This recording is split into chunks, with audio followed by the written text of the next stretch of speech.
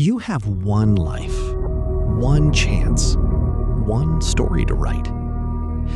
Now, imagine a story with no conflict, no plot twists, no struggle, no hardship. Everything is perfect. Everything is easy.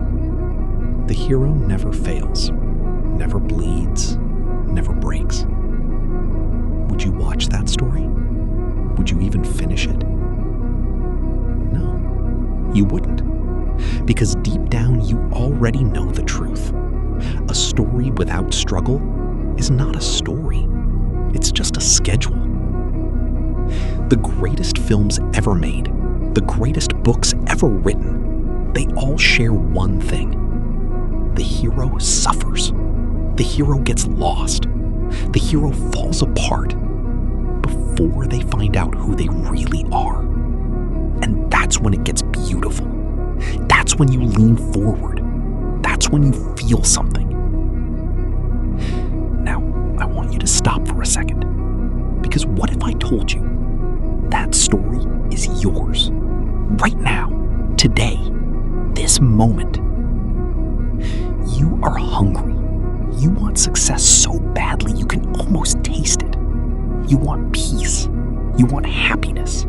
You want to feel proud of yourself when you look in the mirror. You want the kind of joy that doesn't need an explanation. You want it.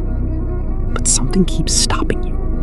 Something hits you back again and again. It pulls you into the same loop, the same fears, the same failures, the same bad habits, the same bad environment, the same version of yourself you've been trying to escape. And you look around and think, why me? Why is this so hard for me when it seems so easy for everyone else? Let me tell you why. Because your story isn't finished yet. You're not stuck because you're broken. You're not stuck because you're unlucky. You're stuck because life is waiting for you to become who you need to be before it gives you what you say you want. Every time you've tried to escape the struggle, to skip the hard part, to find the shortcut, to numb the discomfort, where did you end up? Right back there. Same loop, same ceiling. That's not punishment. That's a signal. The struggle isn't the obstacle. The struggle is the path. The rejection you're running from is teaching you resilience.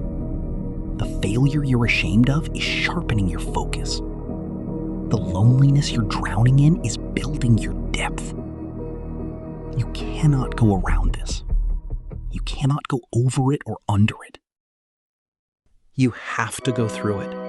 Fit this inside your mind right now. There is no shortcut.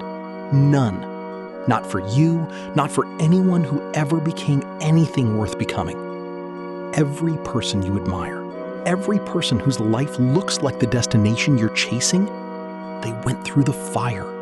Every single one of them.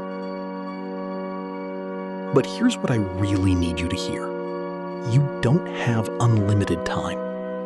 You think you do. We all do.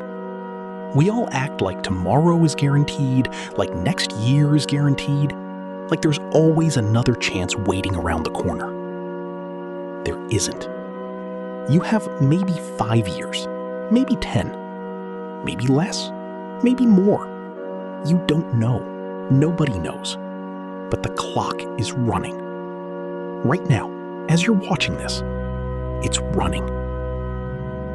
And if you keep escaping, if you keep avoiding the hard conversations, the difficult decisions, the uncomfortable growth, here's what happens.